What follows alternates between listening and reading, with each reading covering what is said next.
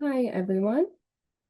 Today we are going to be talking about file types. In the previous video, we talked about color management and how color management starts from the digital input of our cameras, collecting light to create files for us to work with. We create the appropriate color space to work with. So Adobe RGB for our camera setting. And then we talked about how Adobe and monitors have their own different color spaces. And then thinking about the digital output. Digital output for our photographs, meaning whether or not we want them for screen, so website, social media, or if we want to have physical prints of our photographs. So when it comes to the output, not only do we set our file types within our cameras, but we have to create the right file type for our output.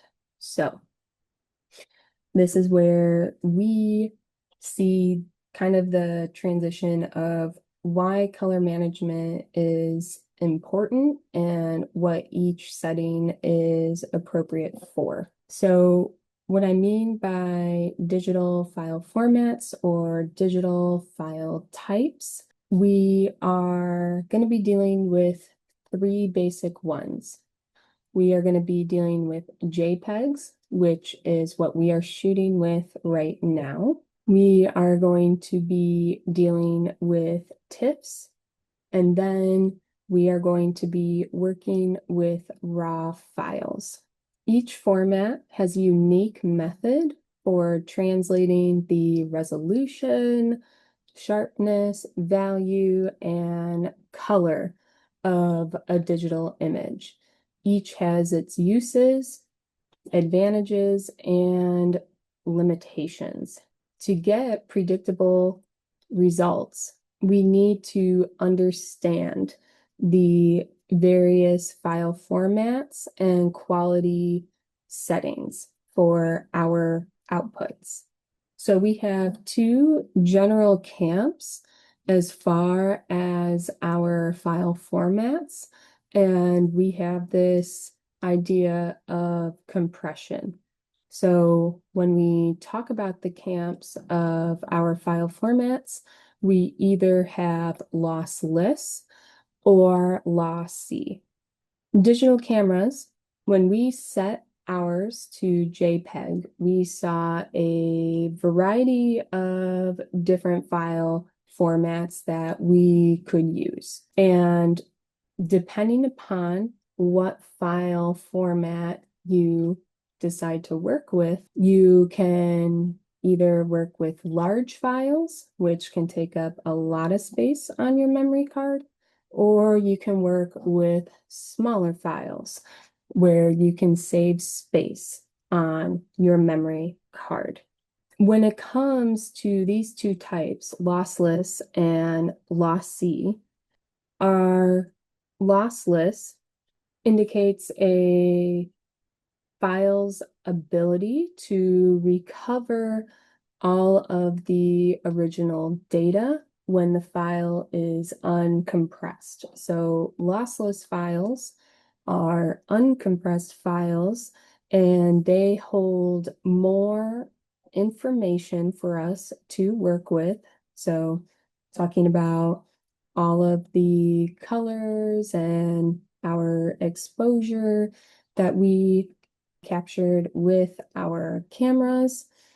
And then we have lossy files, which lossy files are compressed and they actually reduce a file's information. So it can can eliminate data that we might not even notice it's there. But when we are working with lossy files and when it decides what data to get rid of, we are never able to recover it. Lossy files, while they have a purpose, they can result in a loss of image quality that is proportional to the amount of compression that you choose to do with it. It sounds risky.